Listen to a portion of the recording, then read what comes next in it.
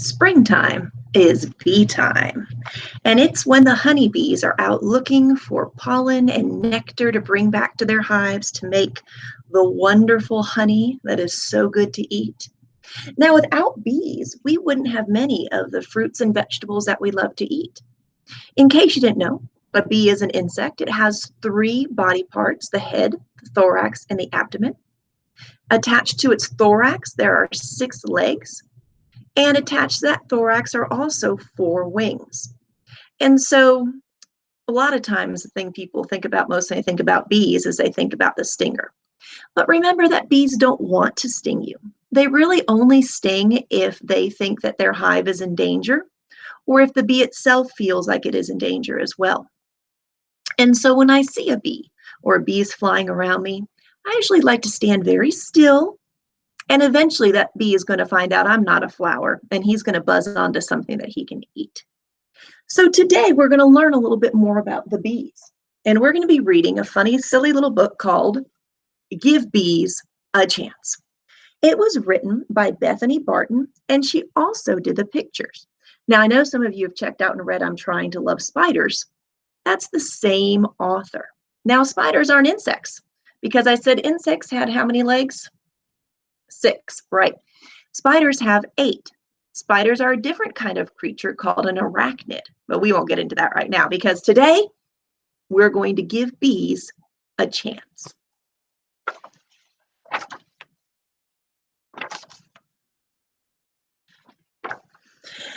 This is my best buddy, Edgar. We love all the same things: board games, dinosaurs, strawberries, and honey. And of course, bees. Except that I don't really like bees. Sure you do. Didn't I tell you there are about 25,000 different kinds of bees to love?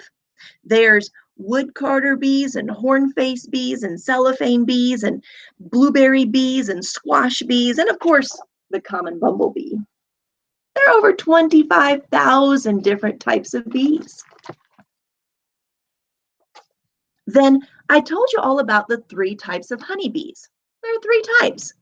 There are the queens. They are the largest bee, and their job is to make more baby bees, and there's only one in every beehive. There are drones, and drones are the male bees, and their job is to find a queen to mate with. That's their only job. There might be 300 to 500 of them in each hive. And then you have the worker bees. If you see a bee out buzzing around, it's probably going to be a worker bee. There can be between 30 and 80,000 in each hive. And they're all girls, they're all females. They have the stingers and they do everything. They gather the nectar, they make the honey, they feed the babies, they protect the hive, they take care of the queen. Ah, get them away from me. Now, if you just gently blow on bees, they'll scatter.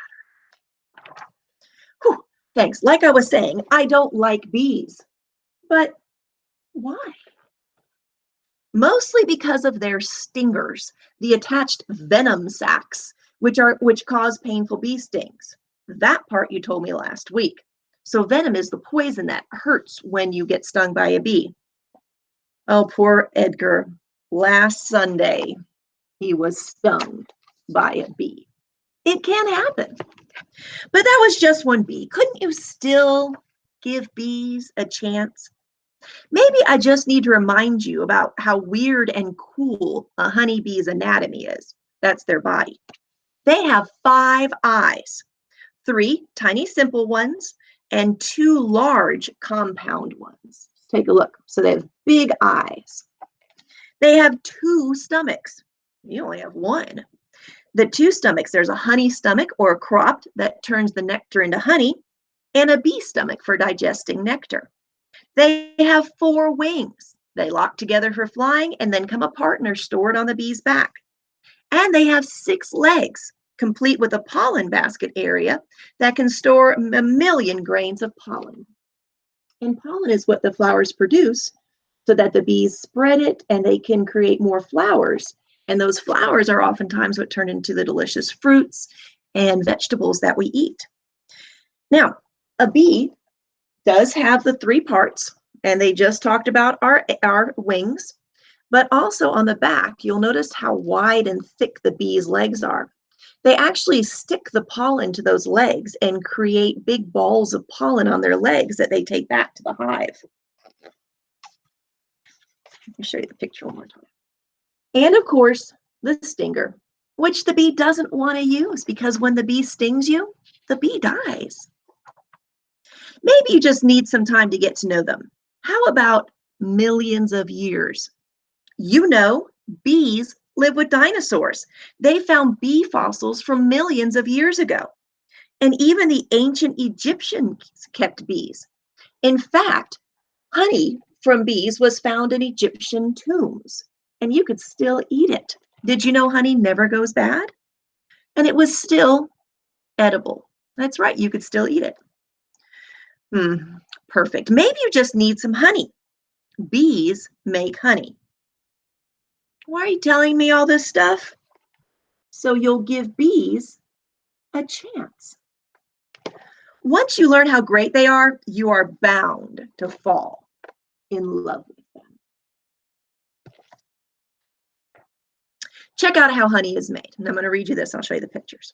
So a bee gathers nectar from flowers, and nectar is the sticky stuff that's inside of flowers. It's liquid, clear, usually like water, but it's sticky and sweet. Nectar goes into a special honey stomach called a crop. The contents of the crop are spit up into a new bee's mouth. The new bee breaks down the nectar within her own crop. Remember, that was one of her stomachs. This processed nectar is passed along to several more bees, who each break down the nectar in their crops until it becomes honey. Then the honey gets barfed into a honeycomb cell and fanned by the wings of bees to evaporate the moisture, to get rid of the water in it. And then it's sealed with bee wax to keep it safe. Did you say barfed? So the liquid from the flowers is passed from bee to bee to bee to bee, and that is what becomes our honey.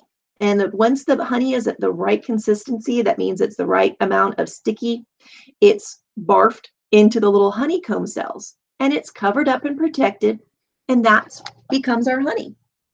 It's been passed from bee to bee to bee, and then it's collected in the honeycomb. Just 1 pound of honey takes 2 million flowers and thousands of bees to create it. Too many bees. Remember, you can just blow on them gently to scatter them. Looks like I haven't convinced you yet. Nope, because they're going to sting me. Oh, well, bees do sting sometimes, but it's not because they're mean. All right, so we're going to take a look at some of the ways and reasons that bees sting. So, stinger stories. Bees only sting to defend themselves, like if a bird is going to eat them, or to keep from getting squished or smashed. In fact, most bees lose their stingers after attacking, which is sort of like if your hand disappeared after you pinched your sister. Also, what are you wearing? Bee armor. That's not going to work. It was designed for dragons. I think it can handle bees. Well, there's a kind of armor that beekeepers wear. Yeah, so maybe you can fight a dragon in that, but not bees. And so a beekeeper wears a special type of suit to protect them from the bees. It allows them to collect honey and beeswax without getting stung by bees. So some important things about the beekeeper suit is that it's white, and that doesn't anger, upset the bees. White's a very calming color. It has a veil that goes over the top, and usually it zips up into the suit so the bees can't get in. And you can see through it, but it protects you from the bees. Then, of course, you have a beehive, and you have a suit and gloves to cover the skin. And when you pull out a frame, we call this a frame, from the beehive, here's a little beehive, it's going to be filled with that delicious honey. But giving up, I know I'm going to love honey, but I'd be willing to give it up forever to never see a bee again. But giving up bees means so much more than just giving up honey. Some scientists say bees are responsible for 1/3 of all of the fruits and vegetables you eat. So if you have 3 pieces of fruit, bees have taken care and produced at least one of those. Bees have a big impact on the food chain. You see, in order for plants to grow fruit and vegetables, they need the right ingredients, like sun and water and pollen. But flowers can't move, so they have to get pollen from each other a different way. So if flowers can't walk and share their pollen, they need some way for that pollen to get spread so that they can produce fruits and vegetables. And that's where the bee flies in. A bee's fuzzy body catches pollen from flower. There's little hairs all over the bee, and the pollen falls into the next flower the bee visits. They act as a pollen delivery service, helping give flowers the ingredients they need. A single bee, one bee, can visit over 1,000 flowers a day, making bee pollination powers unparalleled, which just means without bees, there'd be a lot less yummy stuff to eat. No apples, no grapes, no peaches. But the bees are disappearing in large numbers, and they actually need our help. People use things called pesticides, and pesticides are chemicals they spray to kill insects. Well, that can also kill the bees. There's a parasite, there's a little insect called a varroa mite that will attach itself right on the back of the bee and will kill it. There aren't as many bee-friendly flowers as they used to be. And then pollution, air pollution, things that we're doing that poison the planet are also bad for bees. So here's our little missing poster. So there are still lots of bees, but they need our help. Okay, I take it back. I don't want bees gone. I even want to sort of help them as long as they don't sting me. So planting a bee-friendly flower is a great way to help the bee population. That's something you can talk to mom and dad about and see, hey, maybe we can plant some bee-friendly flowers. But won't that attract more bees? Well, hopefully, yes. But just approach a bee like a dog you wouldn't know. Don't try to get too close and don't try to touch it. Unless you're a flower, the bee should lose interest and fly away. And if more people like you give bees a chance, well, they might just have a chance to make the world a sweeter place. Now, have I told you how much I love bears? So that's a lot of information about bees, but what we need to remember is that bees are very important to our planet because they help provide the food that we eat, and of course they also produce the honey that we love. And so next time you see a bee, instead of screaming and waving your hands, just stand still for a moment. That bee will figure out you're not a flower and will move on, and you can feel good because you know that bee is going off to do its job that is helping you too. I hope you have a great day, and I can't wait to see you again in the library.